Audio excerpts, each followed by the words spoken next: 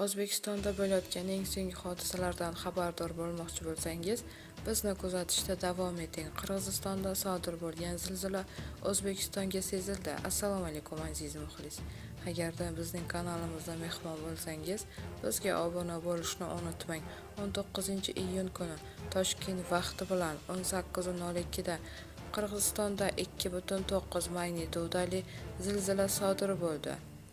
Qayd etilishicha, zilzila epitsentri Toshkentdan 249 km janubi-sharqda, magnituda 2.9, chuqurligi 10 km. Epitsentr Jalolobod, Qirg'iz Respublikasi. Zilzila koordinatalari 41.2, 72.14. Epitsentr sezilish kuchi 3 ball. O'zbekiston Respublikasi hududida sezilish kuchi Uchqo'rg'on tumanida 2 ball, 18 km deyiladi xabarda.